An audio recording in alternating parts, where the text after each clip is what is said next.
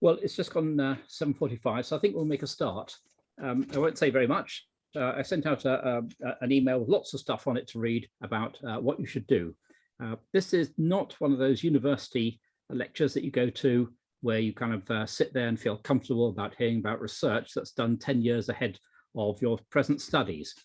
This is about doing something, taking action, actually getting your pen and pencil out, paper, and writing things down that you might do, trying things out. So this is very much an on-the-spot sort of activity session. And you may say, well, there's an awful lot of stuff to do. And that means that you sort of do a little bit. You do something rather than nothing. So don't just sort of listen to it all.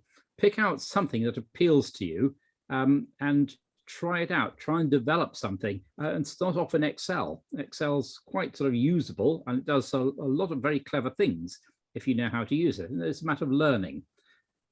So you're being shown lots of examples here, lots of displays, lots of graphs, lots of ways of illustrating your sort of information in different ways as well. And that's very important. It's not just having the information and say, here it is. You've got to sort of convince people that it hangs together well. And all these examples that you see week after week are things of that kind.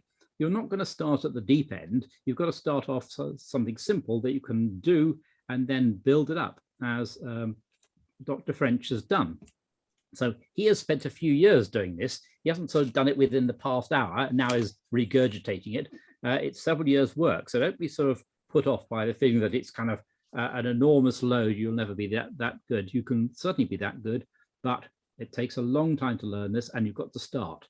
So without further ado, Dr. French. Good evening, everybody. Okay, thank you very much, Robin. So seminar number 8, we're getting there. 8, 9, 10, 11. We've got this on random motion chaos, and the last one will be on epidemiology. So do come along for the last one. So we are applying the ideas that we've been meeting so far in different contexts. This is going to be using quite a lot of computer programs to produce dynamic simulations. So I think it's a bit of a rite of passage for every aspiring physicist to create a gravity simulator. All right, so this is something that I encourage all of you to have a go at, even if cosmology and astrophysics might not be your favorite. But of course, you know, it will be, because we've got the James Webb telescope coming online soon. You know, this is the grandest of possible scenarios as to look at astrophysics.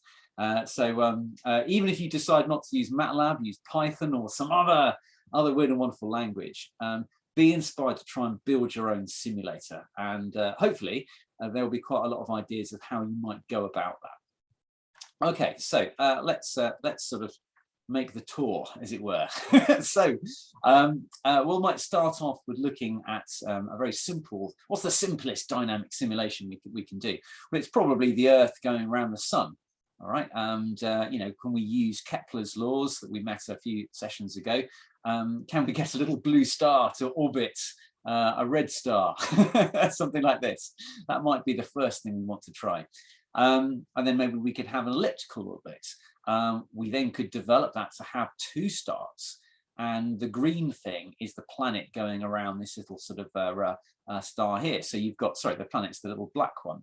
So you've got the blue star and the red star in a mutually circular, well, elliptical orbit about that barycenter, their common center of mass. And the poor little black planet here, the black star there, is you know, blown by the gravitational wind, as it were, towards these 2 things. And you end up with quite complicated orbits. All right, so rapidly, you can see the 3-body problem is much more complicated than the 2-body problem that we've got here. And this is an interesting fact, which we'll explore when we look at chaos theory a bit later, is that the 3-body problem in its full sense, you know, Newton's law of gravity between 3 objects, is not solvable. Okay, not solvable with our analytical means, which means we can write an equation that can predict with certainty what the little black planet will do, you know, any sort of given time in the future or the past. So we had to use a computer to do this, and indeed small errors in our initial positions and momentum will propagate and grow. And that's one of the essences of chaos theory. and it's in essence why we can't predict the weather more than a few days in advance. But if we can't do that for a 3-body problem, we can't do that for the many billion body problems that we have for looking at fluids and gases and you know, billiard balls and that kind of thing. So it does place a limit on what we can do with physics. However, with computer tools, we can actually make a good stab at what we're doing, as long as we're mindful that errors will propagate. Okay, so we're going to start off with some simple things. These are the planets, and notice their rotations are at interesting angles, particularly Uranus, actually. But we're going to sort of learn how to plot some orbits in a programmatic way, and we're going to learn a little bit about animation, because static views are okay, but sometimes you really need a dynamic view, which is what we'll have here, particularly when we look at interacting galaxies a bit later. Okay, so we'll look at some solar system orbits and some representations. This one at the bottom, perhaps the odd one out, pedants amongst you will say, hang on a minute, Pluto is not one of the planets, it's a dwarf planet. But the New Horizons probe a few years ago, which imaged Pluto directly and its moon Charon, is such an amazing feat of engineering that I'm going to have to include Pluto. Tantalizing, we've got, gosh, there's a question here. Is the 3-body problem solvable in general relativity? Well, everything's harder in general relativity, so I don't think so. But maybe you can prove me wrong with your PhD thesis. Okay, so we've got, notice that the orbits of the planets are in what we call the plane of the ecliptic. So, there's lots of nice theory about this involving angular momentum, etc. But essentially what you'll find is most of the planets are in a single plane. So in fact, a 2-dimensional model is really quite useful. But Pluto is kind of the odd one out here. It's not plotted, but that actually is off angle, it has a tilt. But of course, lots of comets are not in the plane of the ecliptic. All right, so to see a simulation of the solar system and its environs, we have to use 3 dimensions. Okay, so how do we plot in 3D? All will be revealed. This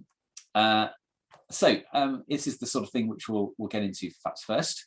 So this is the whole solar system, and you'll notice that we've got some pretty circular orbits, but not quite. And Pluto looks very not uncircular. And you can see why, because actually it's tilted. Right, it's got it's not just an eccentricity, but it's an axial tilt to it. So it's not in the plane of the ecliptic. We've got these sort of inner planets here, and you can sort of see Mars is much less circular in its orbit than, say, the Earth's is. All right, so it's sort of closer to the sun at this point and further away from the sun here. And the outer solar planets are also represented. So we're going to get into that, and then something rather fun. So this is the simulation which I found a little while ago, and basically what you've got here is a kind of spirograph. And if you ever experienced the spirograph sort of children's toy of lots of, it's like a big sort of cog and wheel system, and you can, with a pencil, you can draw some beautiful patterns. So what's going on here is you pick 2 pairs of planets. So for example, we've got Venus and the Earth, for example, and these are the orbits of Venus and the Earth, the yellow and the blue. And what we do is that we connect, at any given time, we connect a line between the planets. So imagine that we sort of fire a laser beam from Earth to Venus, all right? And then we sort of fire another laser beam. Well, I suppose it would be, you have to make sure it's from the center of the planet. So perhaps from a sort of a satellite so that it's fixed in a fixed position. But essentially what you're doing is drawing a line between the centers of the planets as they orbit. And because the orbital periods are different, with Kepler's law, you end up producing some really quite startling patterns. So look, Venus, Earth has got this sort of 5-fold symmetry just about. Earth, Mars is a bit more curious. It's not quite symmetrical. I mean, Mars, Jupiter as well has these sort of patterns. Jupiter, Saturn's really obvious, has a sort of 3-fold symmetry to it, etc. So lots of mystery, lots of different representations can yield patterns. We don't just have to look at a time series, numbers versus time. If we are creative in our visual representations, we can yield much more, much richer information, be it purely artistic, or in fact, why is there a 5-fold symmetry here, for example? What does that say about the balance of the orbits? So there we go. So and this is a key point when we look at chaos theory in a future session, is that this sort of visual representation what we would call a Poincare diagram, offers much richer pattern forming than, say, a time history, which will be maybe just look very random to you. So there can be order in the chaos, but it depends on your representation. So there we go. So I'll have a look at we'll look at planets and then sort of spirograph, how you might go about that. I challenge you to make some of these yourself. And right, okay, so first a little bit of a recap. For those of you who were at earlier sessions, you will have seen these, but it's important that we see some of the main characters. So Copernicus, looking at a sun-centered, a heliocentric view of the solar system, very bold move in the 15th century. And then our real heroes of Tycho Brahe, our great Danish astronomer who apparently lost his nose in a duel over the legitimacy of a mathematical formula when maths was dangerous. Yeah, peer review isn't quite as violent these days. Johannes Kepler, of course, who was a guest of Brahe and was bequeathed Brahe's data, and his amazing analysis, sans computers, not only predicted sort of that the sun was the center of the solar system. That was a very good model, but the orbits were not just circles but ellipses, and his 3 laws were developed pre-Newton, and then from Newton we can get an understanding of why these laws come about. So it's just a recap of Kepler's 3 laws. So we're going to be referring to these things. In our initial simulations, we're going to actually say that these are the orbits, whereas in future simulations, particularly multi-body systems, we may not be able to predict that there are elliptical orbits. So we're going to use a more general way of applying gravity. But for solar systems, the interactions between the planets are fairly minor compared to the gravitational pull of the sun. Okay, so we can sort of effectively isolate. It's a 2-body problem, a planet-sun problem. All right, which is much simpler. So if we have an elliptical orbit, just make sure we've got Kepler's 3 laws sorted out. So number 1 is the orbit of every planet in the solar system is an ellipse, with the sun at 1 or 2 of the foci of this ellipse. And if it's a circular orbit, that means the sun's at the center of a circle. So if we have a polar equation of ellipse, what does that mean? Well, this is the radius. I think I have a slightly better picture here. Yes, I think, to be honest, this is probably the better slide. So here's the sun at the center of my ellipse, and my r is the distance between the sun and my planet. All right, so we're using a polar coordinate system rather than a Cartesian coordinate system, x and y. Why? Because the symmetry of the problem means it's easier to describe in terms of range and bearing, which is the polar angle here. Well, strictly speaking, bearing will be clockwise from north, but yeah, we'll gloss over that fact. The anti-clockwise angle. All right, r and theta. So r varies with theta for an ellipse according to this equation here. And if you can see that this is parameterized by a, well, 2a is what we call the semi-major axis.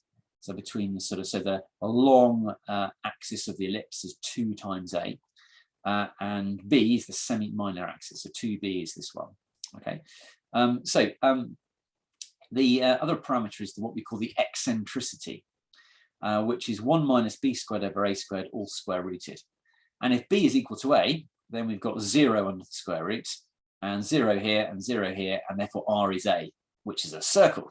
All right, so how eccentric your circle is, well, as the eccentricity becomes bigger, all right, the difference between b and a enlarges, we end up with a more and more elliptical orbit.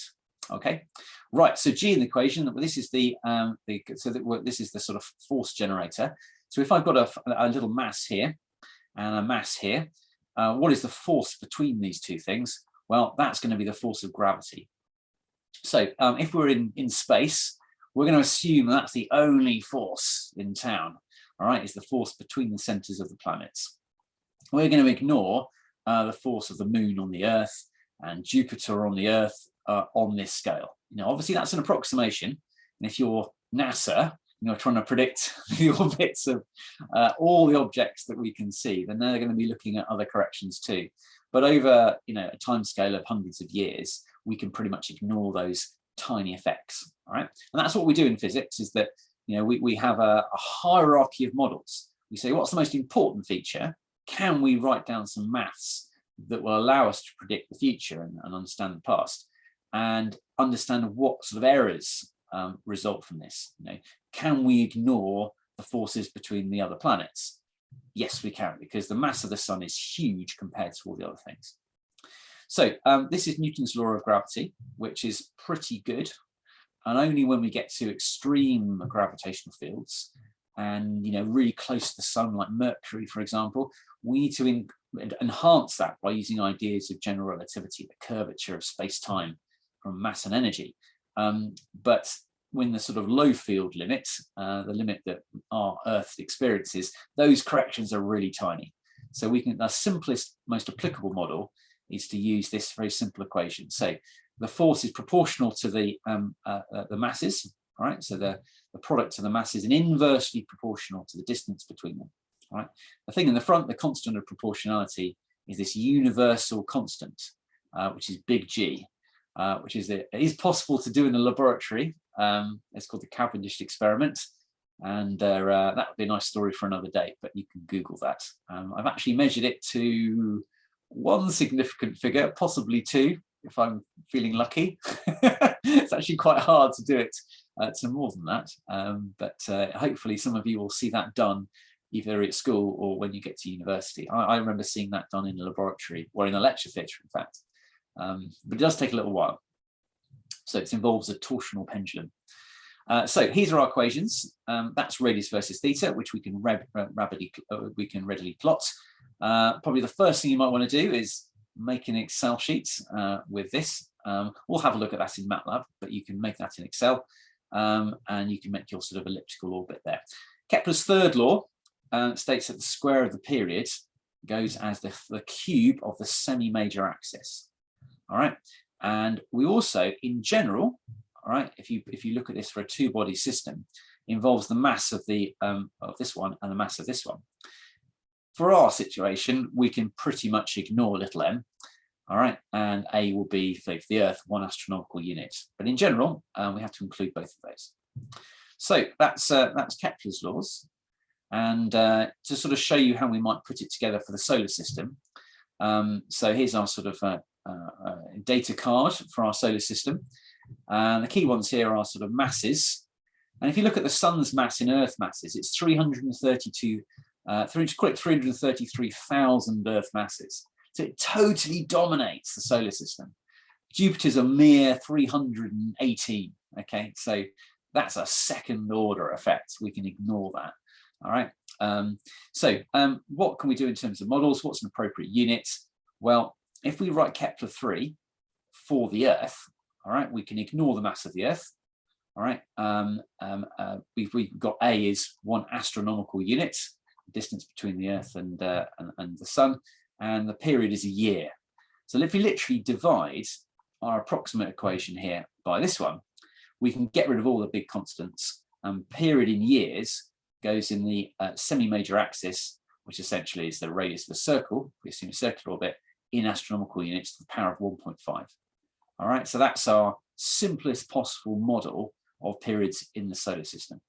Okay, and there we go. So, and if we plot that on a graph, we've seen this before, we can get this sort of nice power law. Period goes as orbital radius to the 1.5, and you can see all the inner planets are really clustered here. Jupiter's about 5, Uranus about 20, Neptune about 30, that kind of stuff. And if we were to do a line of best fit, which harks back to a few sessions ago, you get an amazing correlation. That's the best I've seen, plotting period versus age, or in this case, the radius to the power of 1.5. All right, so that versus this, we'll get a 1-to-1 correlation, gradient 1. All right, so here's another little table, which just a little bit of extra thing. The only thing I want to add to this is we've now got sort of, if you look at Pluto, we've got this beta factor, which is the orbital inclination. Very small for the others, much bigger for Pluto. So what we can do is we have to sort of incline the orbit a little bit by this. So no point going through this, but if you were to take a sort of screenshot of this, or look at the presentation on the BFO website or my website, this might give you all the parameters you need to build models of the solar system. So the first thing you want to do for a modeling exercise is to gather all the data together and then put it into a computer form, which you can then access it. Right, okay. So let's sort of see if we can plot a little model. Just going back to answer the question, what is the E symbol representing? Let's have a look. The E symbol. If you're possibly talking about this little thing here, the epsilon, remember that's the eccentricity of the orbit. So the eccentricity is the ratio, so it's 1 minus b squared, so b is the semi-minor axis of my ellipse, divided by a squared, when a is my well, that's twice the semi-major axis. So if you plot an ellipse and you kind of make a box around it, all right, the height of the box is 2b and the width of the box is 2a. If you've got a circular orbit, a is equal to b, and a is the radius. So this might be quite a fun thing to do, is to sort of plot these. So I'm going to kind of show you, I just want to check on the next, yeah, so how might we go about plotting this? So let me just move that out of the way. Okay, and we'll get into some MATLAB. So this will hopefully, I want to just give you a little bit of inspiration about how we might go about coding these things up. Okay, so all of these, this is the MATLAB environment. You can, if you've not seen anything like this before, let me just, what I can do is I can treat this space as a bit of a calculator, really. All right, so I can define, say, x equals, I don't know, sine, let's just define an angle. Let's go for theta equals a linearly spaced vector between 0 and 2 pi, and we'll give it 100 values. All right, so we can define not just one number, but an array. All right, if I was to actually maybe make it sort of 10 values, and you can see what I've done there. So it's created an array of angles between 0 and 2 pi radians that are equally spaced. Now, once I've created that, you can think of that as a sort of, in fact, it is part of a spreadsheet. By clicking the workspace, you'll actually see a bit of spreadsheet that I've created. So MATLAB Matrix Laboratory, so essentially we're creating our own internal spreadsheets, which are they are manipulating using code.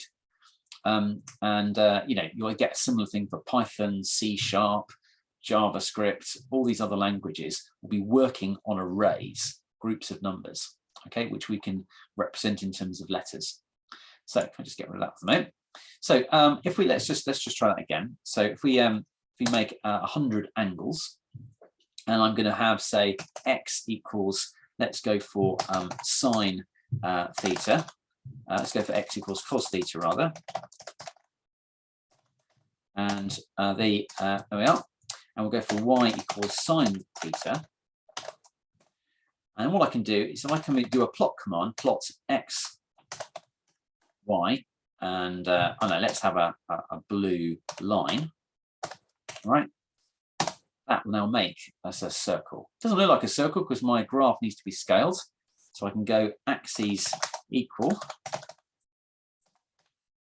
and my graph, I can go and find it, should now be a circle.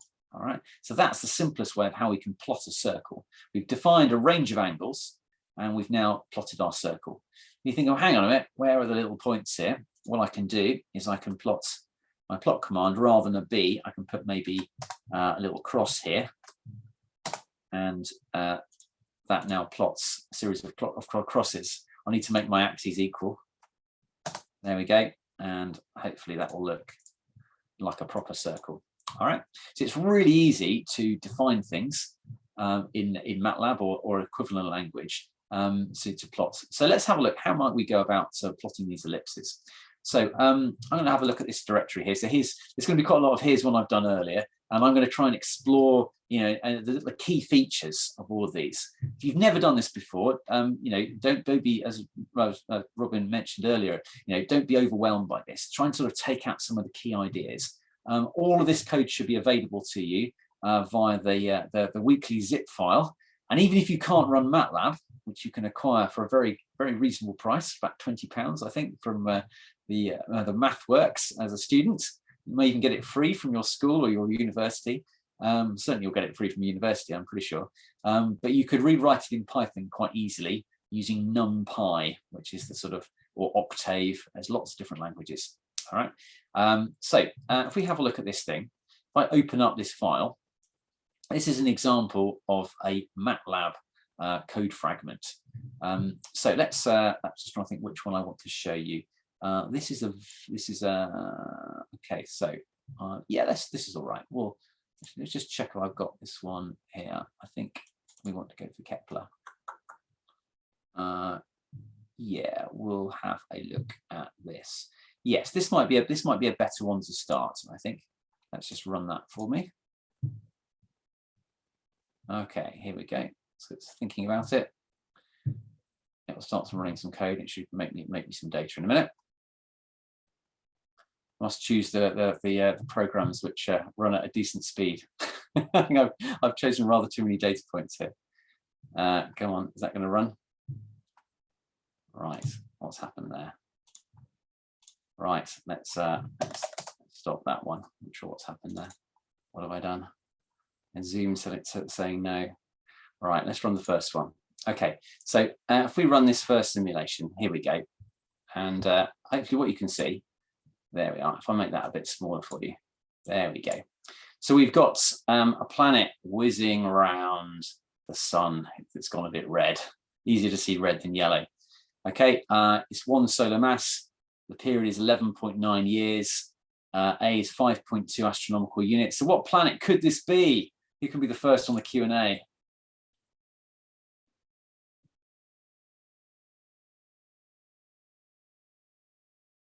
Don't be shy. Oh, you're close, Mr. Stewart. It's not Saturn. What could it be? It's not Mercury. It's Jupiter. Well done, anonymous attendee. Great. So this is Jupiter, the godfather. Right. So what's going on here? Well, we've got an XY axis which we've plotted. We've got the splodges which are clearly not to scale. All right. There's a lovely. If you Google the solar system to scale, some Americans who got some marbles and some lights and went out into the desert and have positioned these things. So, it's really a fantastic representation, but we want to see what's going on. So we're going to make the Jupiter and the Sun, much bigger. But everything else is of the right scale. We've got some numbers here, which are automatically calculated based on the inputs. All right, so we can change these things. We can the times, etc. And we've got some sort of update. So let's see if we can figure out how that is generated. So if we go into Gravity Sim 0 circular orbit, let's see what we provide. So starters, let's just work our way through this. Yeah, I think I think that'll be all right. We can put that here. So firstly, we've got this bit of code. What's the green stuff? What does this mean? So when I'm coding, I always write the commentary first. So in MATLAB, we've got a question mark, a percentage sign. And this means that the computer completely ignores this. So anything that's green here with the percentage sign is utterly ignored by the computer, which looks at all the other stuff and their instructions for the machine in a high level language. In other words, a language that we humans can read as well as the computer reads. And the computer then translates things like this expression to work out the square root of this parameter A. All right, if I drag it slightly to the side, we should better use the command window a bit. I'm sure I can put them really side by side. I'll do my best. Let's try that. So, we're looking for something that we can read and the computer can readily interpret. That's the kind of ultimate, really, because if you've got code that doesn't make sense to you, it's only really reusable once. Whereas what we want to do is have something like a well-produced, solution to a maths or physics problem that we can come back to in years' time and go, that's what that's all about. So this is just commentary. So when I'm coding, I always write the commentary first. I say to myself, what is this thing going to do? Right, so first thing, well, we're going to simulate the circular orbit of a planet around a massive star. Brilliant, right. The function here, it's not entirely necessary, but that kind of means we create a bit of a black box.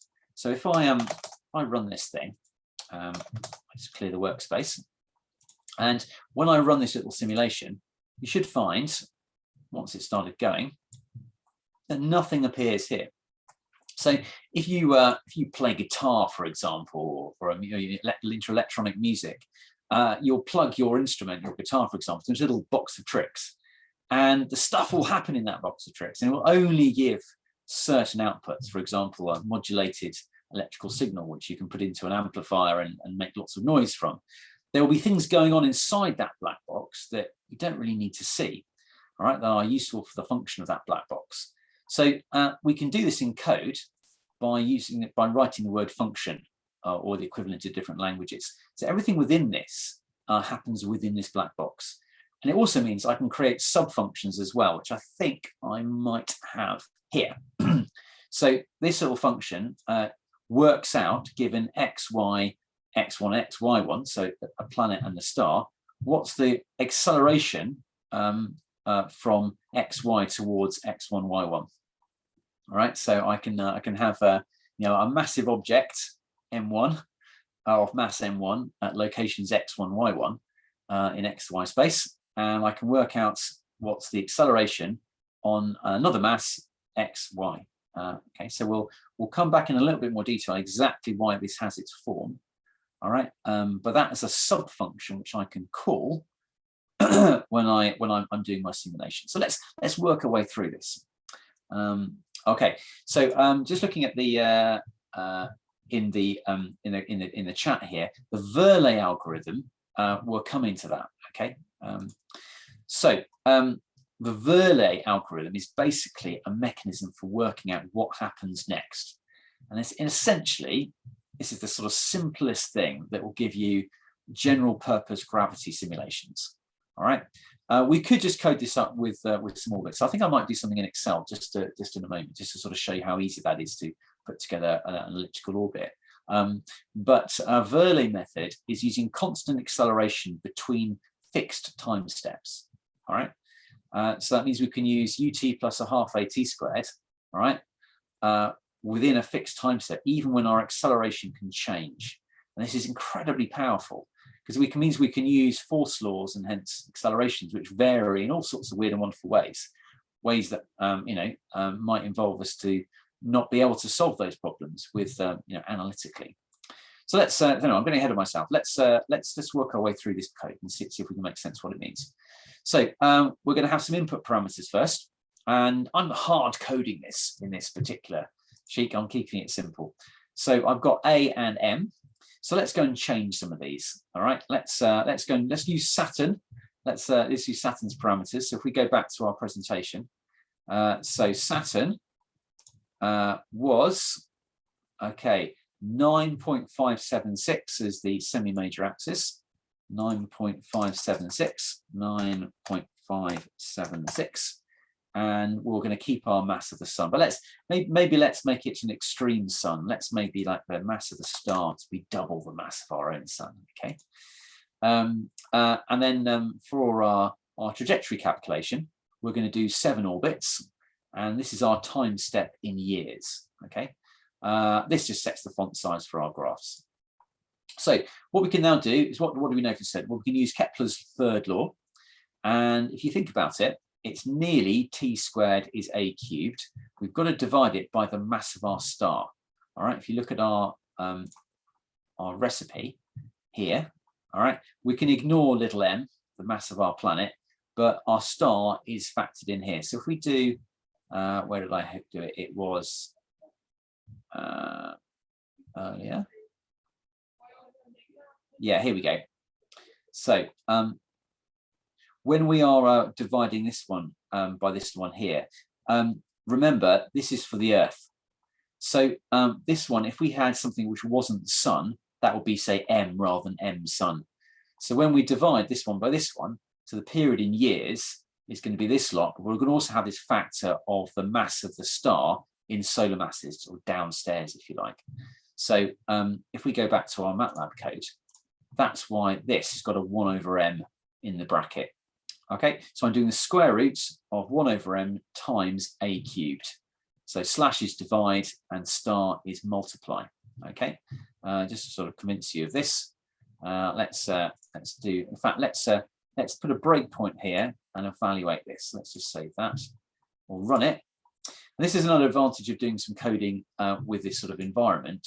We're not just running some code and let's see what happens, get it to print out some things. We can stop it at any point and figure out what's going on. In fact, we could even hover over things. So A is 9.576, M is 2, all these variables we've defined. And then we can work out T by evaluating this. The semicolon means we just don't display it to the command window. But I can just by copying it and putting it here. Okay, so there we are. That gives me my period. So I can set my initial parameters. And what I'm going to do is I'm going to have a y velocity going upwards. And the y velocity is 2 pi square root of the mass over A. Why is that? Well, if we use Kepler's laws, we can basically figure this out for a circular orbit. Do I have a little slide for that? I hope I do. Maybe I don't for this one, or do I? So there's my initial angle for the solar system ones. Do I have? I think maybe I have. I'll have to give you a reference for the maths. So we're not going to do the orbital dynamics. This is more of a kind of a demonstration. But that's how we can work out the initial y velocity. So we're now going to work out the acceleration using our gravity formula. So essentially, we're using Newton's law of gravity, which is using this function at the bottom, and 4 pi m x over this lot. What does that mean? Well, if you think about it, that's using Newton's second law and our law of gravity. Right. So I think I've got a little slide a little further on. Yeah, here we go. Yeah, this is it. So I think why don't we just jump just ahead to the Verlet method just a little bit. We have introduced it. So what we're assuming here is a constant acceleration motion between fixed time steps. So in general, we could have some sort of acceleration vector, which involves time, involves the positions of all my objects, and indeed their velocity. All right.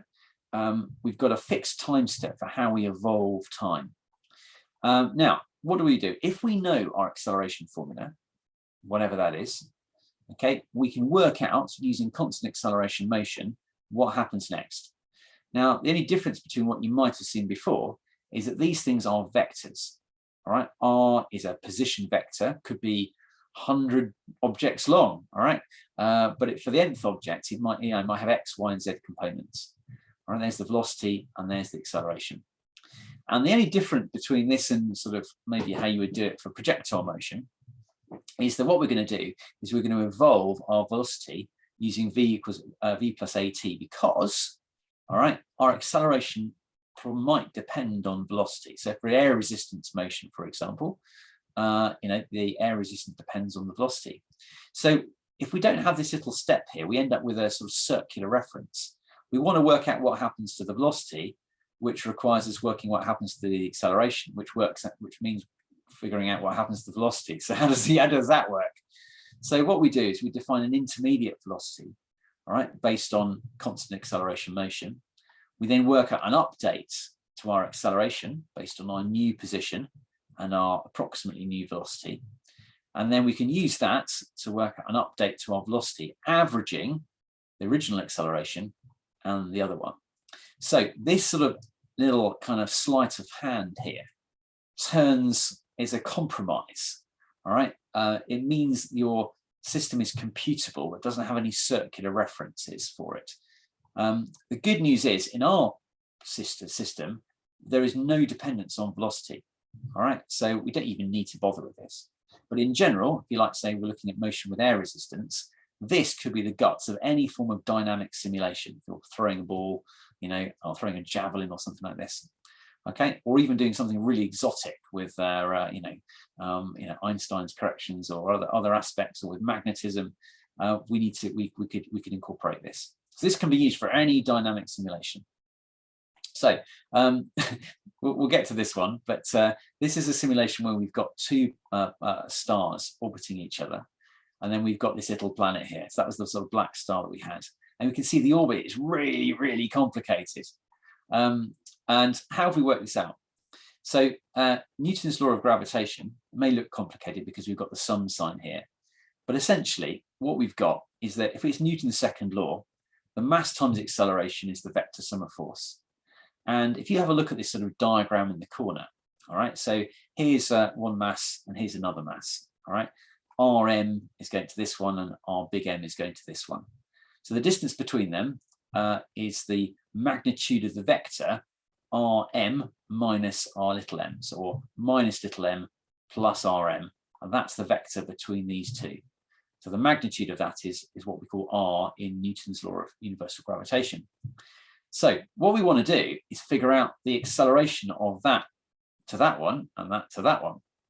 So what we want is essentially a vector which points that way if we're looking at the acceleration of mass m, or that way if we're looking at the acceleration of mass little m. So if you can kind of sort of think about how that might work, just rather than the sum, just have one of these. We've got big M here times that vector there, all right? That will give you the direction. We then need to divide by the magnitude of that, and then we're dividing by R squared. That's why there's an R cubed down here, okay? All right, so it may look a bit strange why it's R cubed, and the bars mean just the magnitude of that vector, how its length, all right? But that means we've actually got a vector, a vector extend, an arrow going from little m to big M. We're scaling it by g, and it's a minus because, of course, it's an attraction law. So this recipe here, allows us to work out an n-body problem. So we can have as many masses as we like. We just need to sum them up.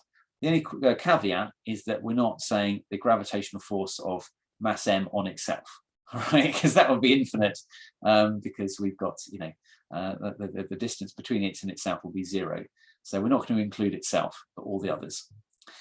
So in this simulation here, M1 is 3 solar masses, M2 is 2 solar masses, and M3, the little one, is very much smaller than the others. So let's sort of run a few of these and see what we can come up with.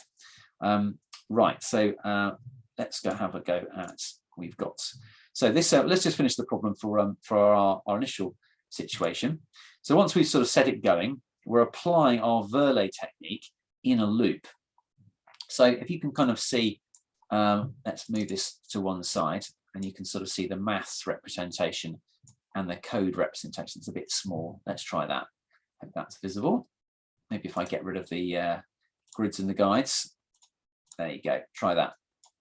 All right. So hopefully you can sort of see the difference between this and this one. I'm evolving time. I'm evolving my x coordinate, which is the sort of x coordinate of my position, the y coordinates, and then I'm finding my new acceleration based on my new coordinates, and then I'm evaluating the acceleration here, and I'm evaluating the velocity here using an average. Do you mind if I quickly interrupt? There is a question in the chat or quick Q&A which says, can you quickly explain why the intermediate velocity and accelerations are required? Sure. Yeah, no problem at all. Yeah, absolutely. So if we just go back to this one, in fact, for our, actually, yes, we can, because the intermediate velocities, if I just make that a bit bigger, we're trying to work out a general method for working out constant acceleration between time steps, where my acceleration, my Newton's 2 expression could be anything you like. It could involve position, velocity, and time. For our situation, for sort of astrophysics, the velocity doesn't figure, actually. So this thing will be simpler for ours, but we're keeping it general anyway. But if we do have something which varies with velocity, all right, if we get to this stage here, we're working out the velocity in terms of the acceleration, but the acceleration varies with velocity. We've got a circular reference. We've got a problem here. We want to work out the velocity, which involves an acceleration, which involves that velocity. So we can't work out something which, in order to work it out, requires knowledge of itself. All right, that's not possible. So what we do is we make an approximation, and we use our original acceleration to find a kind of new one using v equals u plus u plus at. All right. So we evolve our velocity using this constant acceleration method. And then we use our updated position and that new velocity to work out the new acceleration. So we take an average of that and our previous acceleration to work out the new velocity. All right, so that's the sort of sleight of hand. It's an approximation, but allows us to solve the problem when we have a variable, we have a force law which varies with velocity. In our case, that's not going to change at all. So I hope that's all right. So here we go. So that's our Verlet method, and I'll just run it in one loop, just so, and then we'll plot the lot. So if we continue this, if I go to edit tools, what am I doing? So if I run this, okay, and I'll step through it. Let's go for F5. There we are. So what we've got, here's our first times. That's gone once around the loop, 0 and 0.02. Okay, so X is 9.576, and then it's an extra one. If we go around the loop again, if I keep pressing F10, I'm now going to step through. I've now got a third time part for my array. So I've got a third column now, and I'm going to keep adding to that as I step through. All right, so N is now 3, and we can just keep going. And that would be very boring manually.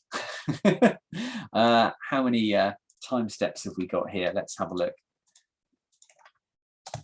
All right. Oh, that's the total time. So yeah, it's not easy to work out. So we're saying that we're going to keep going around this loop, a while loop, such that the last time is less than number of periods times our period. Okay. So let's do the whole thing, and let's get to here. All right, and then we'll step through. There we are. So our time array is now 7,335 long. All right, so we've been around that loop 7,335 times. So what we've done is we've generated arrays for time, distance in X and Y. Let's just go and plot one of those to show you that we've got something. So if I go for plot time versus X, for example, all right, we can see a sinusoid, which is what we would expect, because that's the sort of is it X I've got? That's the Y projection of, sorry, the X projection of our circular orbit. All right, if we plot T and Y, we will get another cosinusoid. All right, there we are. There we go. So what this bit here is, now we're actually going to plot our sort of graph, our representation. And there's lots of things here. I'll just pick out a few. So we've got, so let's just do it in order, shall we? So if I move this out of the way. Okay, and we'll step through this. It's made it enormous, so I'll make my screen a little bit smaller. Right, we'll keep going. Right, so there we are. There's our, I've plot X versus Y. There's my orbit. It doesn't look very circular at the moment. I'm going to add a star. I'm going to add a big splodge to make it into a sun. I'm then going to add my planet. Okay, the marker size makes that shows how big it is. We're going to make it the axis equal and manually sized. It rescales properly. We'll set a grid and a font size. We'll add some labels. We'll give it a title. And notice in our title, we've got a num2 string. We're using the mass and the period that we've defined earlier in our code. So we're not having to hard code it here. It's using something we've got up here. All right, so it's really good practice that our graphs are generated based on our input parameters. So when we're making pictures, etc., the whole system is really, really smooth. And then that makes a picture, so which we can stick into a document. Let's see if I can find it. So there we go, circular orbit, I think. There we go. That's not a nice high quality picture we can drop into a document. The command for that is the print command. And then we make an animation. So how does that work? Well, what we do, let's go back to our picture. Here we go. So what's going to happen? So we've got a while loop. This isn't a particularly unsophisticated animation because I'm going to make it run infinitely until I deliberately crash the machine.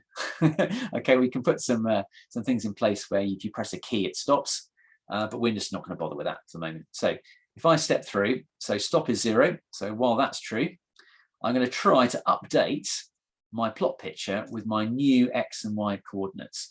So these are the coordinates of my planet. And so literally, P is a sort of postal box, a postal value, if you like. That's here it's defined. So it's defined when we made the original planet, and we plotted that the blue splodge, we give it what we call a handle P, which is a number. And we can refer to that number and we can change properties of it. So in MATLAB, if I go for get P, right, we've got all sorts of data about that plot object. You know, there's the line style, the line width, the X, Y, and Z data, all sorts of things. And we can edit all of those, and then the plot will update. So in this case, we're setting the X data and the Y data to be the new values as we step through the X and Y array, which is 7,335 elements long. And then we're just going to force the screen to withdraw, and then we're going to iterate. All right, so we're going to go around this loop basically until we get to the end. And if any gets to bigger than big N, then we'll reset it. Okay, so let's just run that, and that is our kind of the guts really of our whole simulation. So let's just run that. Oops, get all the breakpoints. Let's run it. Let's run it. So here we go. There we are. So what I'm going to do is sort of give you a little tour of a few other various animations. Sort of, we won't get too much of the details of them, but the flow is pretty much what we've just seen. Okay, so just in sort of in recap, what have we done? We've defined some input parameters. All right, we've used commentary to work out what those are. We've got some sort of iteration, a loop, and this Verlet method, constant acceleration motion between time steps. Okay, and we could edit our force law to be all sorts of things. We work out the trajectory, and then we plot the trajectory. All right, and make a picture, and then we can step through our arrays, our X and Y arrays, and update various elements of the plot to make it animate. Okay, and that is essentially the flow that we've got. Okay, right, just a couple of comments. Just out of interest, does the animation flow in a smooth manner? Well, my computer is a little bit antiquated, a bit like me, so it won't be as smooth as a computer that you've got. And that depends. If you use C for your method, you can make it go really fast. Okay, let's have a look. Could Dr. French send out the data file for his weather station like in week 5? Okay, gosh, right, our storm surge. Let me have a think about this one. How would you go about graphing distance versus time where the distance is 2D? Okay, I'm trying to think what you mean by that. I guess this would be, if there's a circular orbit, that's just the distance between the planets, but things get more interesting when we have multiple planets. So let's have a little tour of some of these. So let's just look at some of the animations. So I'll do a tour using the actual MATLAB code. So let's give this a go. So here we go. This is the elliptical orbit one, which is the sort of next simplest. And the only difference here is we've got the velocity is not what we had before. So we had a much more elliptical orbit. In fact, I can show you that by changing this parameter here. So this tells us if k equals 1, and if you notice in our velocity, y velocity, we've got this k factor here. All right, so the smaller I make that, the more elliptical the orbit. Okay, so I can make that say 0.9, and you'll see that the orbit's very circular. There we are. That's much more circular, but not quite, not quite. This one here, let's have a look. Which one does Kepler do? I think I'm going to just skip that one for a moment. Right, let's have a look at some others. So binary stars and a planet. Let's have a look at this one. If I pick the one that takes ages. Oh no, this is a good one. All right, excellent. So here we go. So this is the simulation, the sort of the live version of the one that we looked at in the notes just a moment ago. So what's going on? Well, we've got two planets in a mutually, stars rather, in a mutually circular orbit. And we've got this little planet here, which is initially in a circular orbit about this one. But of course, it's now attracted to both of these. All right. So if we just have a look at our little simulation just one more time. In fact, this might be a bit small to see, so I think this would be the better slide to see. All right, so we've got our Verlet method, but our Newton's law of gravitation, is we've got gm m over r squared. All right, so if we're using Newton's second law, acceleration is gm over r squared, but it's a vector extent. So if we have, say, two masses, so this would be this is our little planet, and this is one of our stars. The gravitational force is in that direction. So we've got to have the vector, it's got to be multiplied by the vector displacement between the two, which we can then scale by the magnitude of this. So it's a unit vector, divided by the square of the distance between them. And that's why there's a cube down here. We've got to scale it by the mass of this star, and then we've got G in front of it. All right, so that, if we apply that for every single mass to star deviation, that's sort of R1, if you like. You know, that's R2 and that's R3, and it'll be the difference between this vector and this vector will be the gravitational force from this one, and between that one and that one will be the gravitational force between my little Earth and the blue star. So let's just run that simulation and sort of see how that goes. So you can see what I'm doing here is I've plotted many trajectories of my little black planet, and it's sort of tracing dynamically this. So if you were to watch this for an hour or so, it would cover the whole sort of green trajectory with black, and you can see how complicated. Imagine being on that planet. You know, your seasons would be very strange. Okay. Okay. So how about this one? So this one, we're going to have concentric circles, so little mini planets orbiting a star, and another planet going around this one. So we have a situation where these little planetlets are so tiny, the interaction between them is going to be negligible. It's only between these two. And I'm going to imagine some sort of apocalypse happens where this one loses mass by some sort of means cunning, antimatter or something like this. And what you'll find is that mass has been lost, this orbit will change. So let's go and run this one. But we're using exactly the same kind of idea. I think this is called star to white dwarf. Let's just run that. Here we are. So it's exactly the same idea.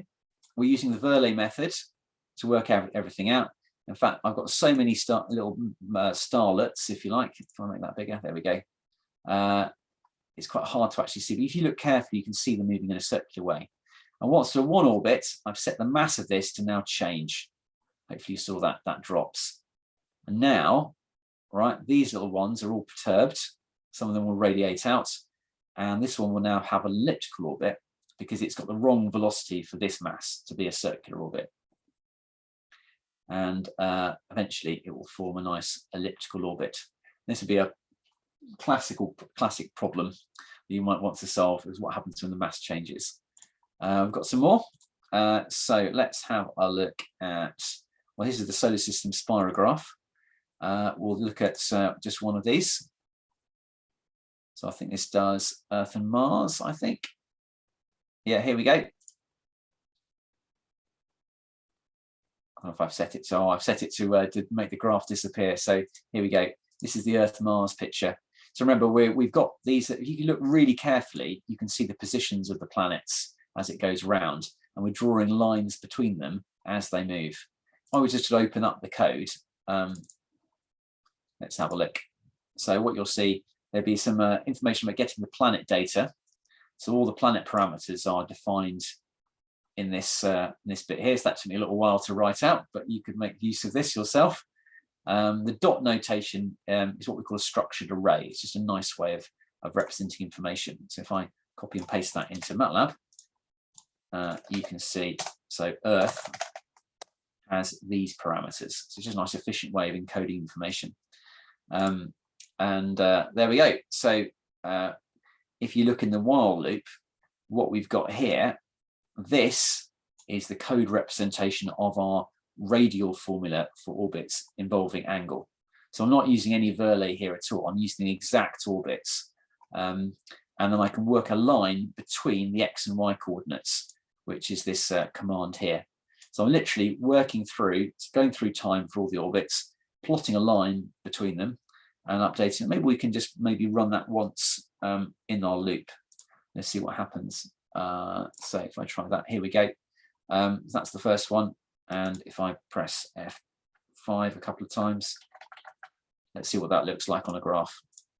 Yeah, so there we go. You can see the different positions. So I think that's one of those is Venus, one of those is Earth. Oh, sorry, that red's Mars, blue is Earth. And as we keep going, you'll see those lines develop.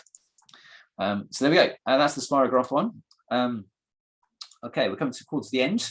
So slightly more impressive is a galaxy simulation. So what we've got here is we've got concentric circles going around our stars. The little masslets don't interact with each other, but they do interact. They are driven by the movements of these stars orbiting each other. And what you find is you end up getting these sort of tidal tails, which looks a bit like things we might see, say, in the Messier 83 galaxy. Most galaxies have these sort of spiral arms. So how does that form? Let's get to that in a minute. So if I run the gravity simulator, it is the interacting galaxies one, I hope. Yes, good. There we are. So this is running on my antiquated computer live. All right. Sort of, this is not a supercomputer. You can see these masses orbiting each other. And we've got a mass of 5:3 ratio. And we get these really beautiful tidal patterns forming. What's quite interesting, as you might see, is this sort of the mass is drawn to the blue one and sort of spreading out. So we end up with some computational problems of when the masses get really, really close. So I have to remember what I do for this one. But basically, you could, the simplest thing is just to say, well, it's a constant velocity within a certain radius. So we don't bother to modify our acceleration in the Newton, using our 1/r² rule. And that means you don't get sort of these ridiculous explosions. Why does that happen? Well, because in the real world, we've got a vast space, and the chances of these things colliding is very small. But we've got a much coarser grid in our simulation, so we have to take account for that. So rapidly, we can see this beautiful sort of tidal tail formation here, structures that we tend to see through our telescopes. All right, that's quite nice. Right, I was going to say, given that the system is chaotic, so is sensitive to initial conditions, how quickly does the Verlet method differ from what is observed in nature? Gosh, well, I mean, people have done some really amazing, supercomputer simulations for various sort of galaxies. I mean, clearly, it's not going to start like this, okay? But maybe the sort of equilibrium point might look like something we can see. I guess if you can model by astronomical observations positions of various stars and things, and then run a simulation, you could sort of predict what might happen next. But for many body systems, your errors will propagate hugely. So this is much more of a qualitative thing rather than something, predicting with precision. Okay, I think we've probably got time for maybe one more. So let's just have a quick look at our presentation. Yeah, so here we go. So I thought it'd be fun to have 52 masses randomly and see what would happen. I think this is the 3D version. This is the sort of random stars. So I've got random velocities, random masses, and all sorts of madness happens. This might be the sort of thing you might see at the LHC. Of course, that's with electromagnetism, but you've got the sort of general idea. And these kind of very complex orbits are actually what we might see at the center of our galaxy. So Sagittarius A star is a supermassive black hole at the center of our galaxy. And although it's complicated, all these orbits are actually elliptical. So these are the various stars that are doing some sort of extreme orbits around Sagittarius A star. So there we are. Okay, so I think that probably concludes our little tour of gravity simulations. I think just to sort of summarize, if we go back to this one little star here. So basically, what are we doing? We have got the Verlet method, constant acceleration between time steps. That's our dynamics. We define our orbits initially, which ideally would be using sort of Kepler's laws. So something like, yeah, that's not bad. Something like this. All right, and we can work out the velocities such that they have circular or slightly elliptical orbits. All right, and then we can use our Verlet model to say, well, what will happen next? So all my simulations, everything starts off as a circular orbit, and then we allow that system to evolve. There we go. So I hope that was fun. Next time we'll have a look at, I think, random numbers and random walks, and then we'll progress towards our our finale with epidemiology. So thank you very much for coming. We'll see you next time.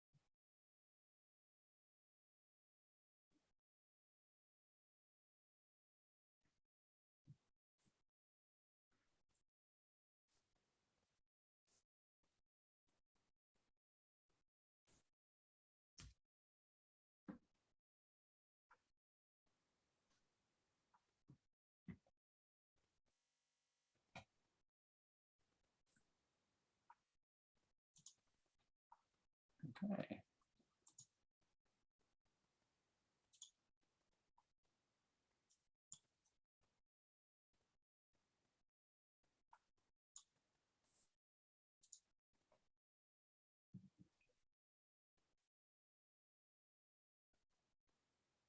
Okay, is that, shall we start recording?